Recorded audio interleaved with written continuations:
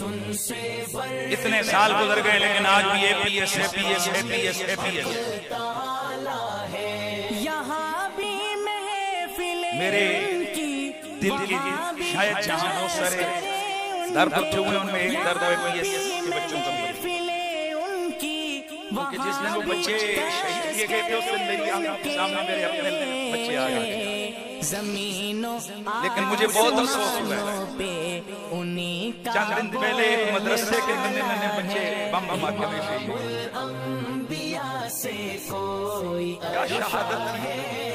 اے P S والوں کی منہیں انگریزی کی کتابوں پر کرتے اور اس مسجد کے اندر بم دھماکہ ہوا مدرسے میں.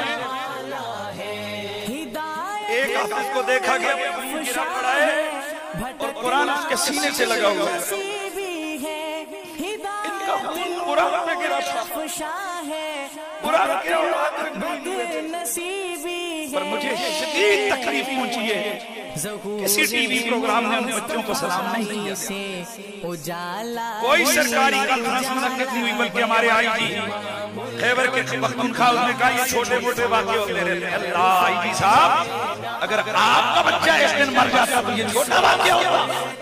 بچہ بچہ ہے چاہے فوجی کا ہو یا مولوی کا ہو. سوال یہ پیدا ہوتا ہے کہ ان بچوں کے لیے کیوں نہیں اتنا درد کا مظاہرہ کیا گیا. کیا یہ آپ سے قرآن تھے اس لیے؟ کیا یہ علماء کے بچے تھے اس لیے؟ کیا ان بچوں کی یاد میں مسجد اور مدرسہ یاد آتا تھا؟ قرآن بتانا پڑتا تھا کہ قرآن سینے سے لگا کے شہید ہوئے. یہ دوغلا کام نہیں چلے گا. پاکستان سب کا ہے. پاکستان سارا کا ہے. علماء شاید دوسروں سے زیادہ محب وطن ہیں. مدارس کے علاوہ شاید اوروں سے زیادہ پاکستان کے محب ہیں. اور میں نے اللہ کی قسم یہ بھی نہیں پوچھا ہے وہ مدرسہ کس مسلک کا تھا. واللہ باللہ تعالی مجھے نہیں پتا ہے وہ مدرسہ کس مسلک کا تھا. وہ مسجد کس مسلک کی تھی. بس یہیں سے سمجھو وہ پاکستانی تھے. وہ پاکستانی تھے. اس لیے میرا پیغام ہے پاکستان کے لیے ہم سب ایک ہیں. وطن کی حفاظت کے لیے ہم سب ایک ہیں. ملک کی سلامتی کے لیے